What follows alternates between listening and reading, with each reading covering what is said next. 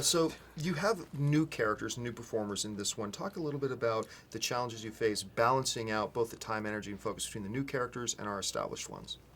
Well, with the new characters, there's fun to be had in the sense of you're creating kind of from the ground up. Obviously, you have the comic book reference, but they haven't been playing it for three movies, and so figuring out the look and figuring out the mannerisms and I mean, literally choreographing the movement and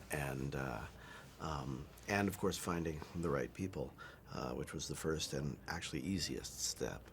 Um, you know, I only ever wanted Aaron to play Quicksilver, and I sat down with Lizzie once and only ever wanted her to play everything else.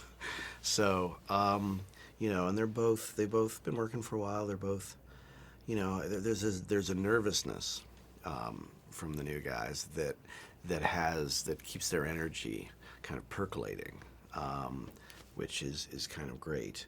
At the same time, they were both right in the pocket from the moment they stepped on the screen. So for me, it's just a question of tweaking, and it's not that different from directing the other guys. What was it that made Ultron the right foil for the Avengers this time around? And then what made James Spader the right guy to, breathe life into Ultron? Ultron's been a classic Avengers nemesis for decades, and I happen to particularly like robot stories.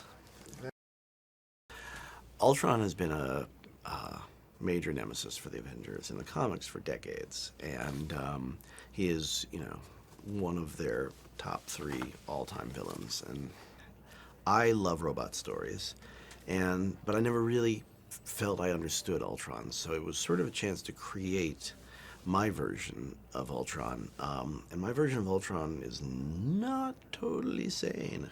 Why is he angry all the time? Because there's something bothering him, and I wanted somebody who could be, an 8-foot robot. One of the other great things about him is physically he's a match for the Avengers, and then he can create more matches for the Avengers.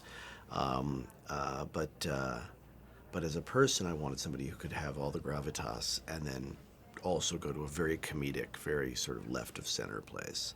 And James is exactly that guy. I've seen him do both so well.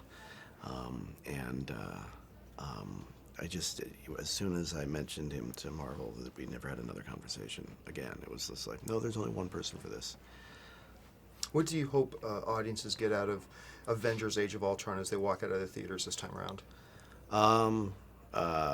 For everybody, I want them to have a wonderful time, but, I hope that they have a deeper understanding of the characters. I hope that they emotionally connect to them in a way that they never did before. And I hope they have a lot of questions. I want people to walk out having conversations about the meaning and about the characters and what's next and why did they do that and what's the relationship there. And, I want,